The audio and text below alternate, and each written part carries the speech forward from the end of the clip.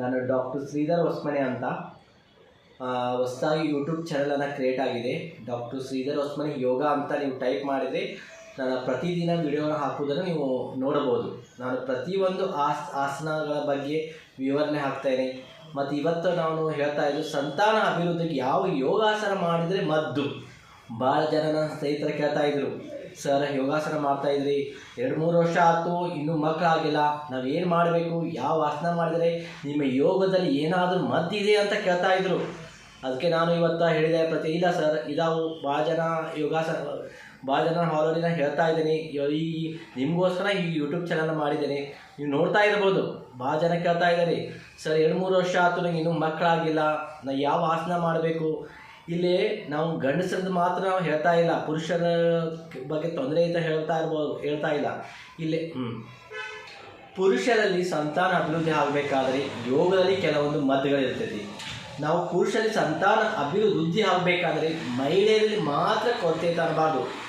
ನಾವು ಕೆಲವು ಮಂದಿ ಹಲವಾರು ರೀತಿಯಿಂದ ಜಂಕ್ ಫುಡ್ಗಳ ಆಹಾರ ತಿಂದ ಅವರು ವೀರ್ಯಾಣುಗಳ ಸಂಖ್ಯೆ ಕಡಿಮೆ ಹಾಕುತ್ತಾ ಬರ್ತೈತಿ. ನಾವು ಮೊದಲು ನಮ್ಮ ಆಹಾರದಲ್ಲಿ ಕೆಲವೊಂದು ನಿಯಮಗಳ ಪಾಲನೆ ಮಾಡಬೇಕಾಗುತ್ತೈತಿ. ಇಲ್ಲ ಸಲ್ಲದ ಆರೋಪಣೆ ಮಾಡಿ ನಾವು ಹೆಣ್ಣು ಮಕ್ಕಳಲ್ಲಿ ಅವರಲ್ಲಿ ಏನೋ ದೋಷ ಇರ್ಬೋದು ಅಂತ ಅದು ತಪ್ಪು ಕಲ್ಪನೆ.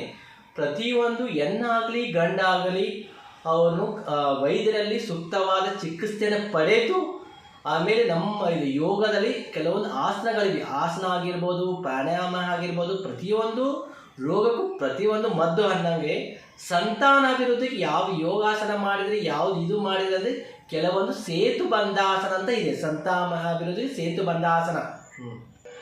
ಮಹಿಳೆಯರಲ್ಲಿ ಸರಿಯಾಗಿ ಸಂತಾನ ಅಭಿವೃದ್ಧಿ ಆಗಬೇಕಂದ್ರೆ ಸರಿಯಾಗಿ ಅಂಡಾನುತ್ಪತ್ತಿ ಆಗಿರಬೇಕು.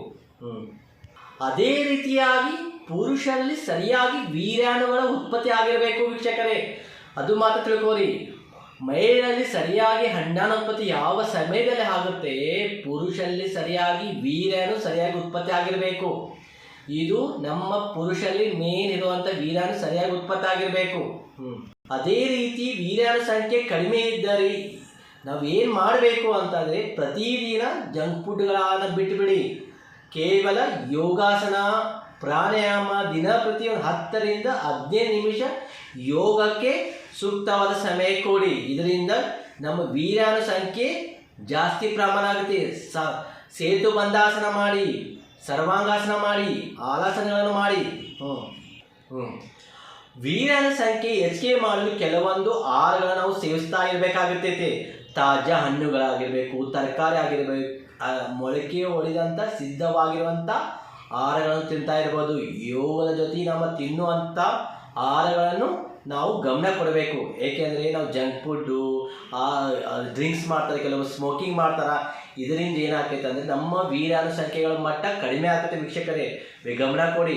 ನಾವು ಪ್ರತಿಯೊಂದು ಯೋಗಾಸನ ಮಾಡೋದ್ರ ಜೊತೆಗೆ ನಾವು ತಿನ್ನುವಂಥ ಆಹಾರಗಳ ಬಗ್ಗೆ ಗಮನ ಹರಿಸಬೇಕು.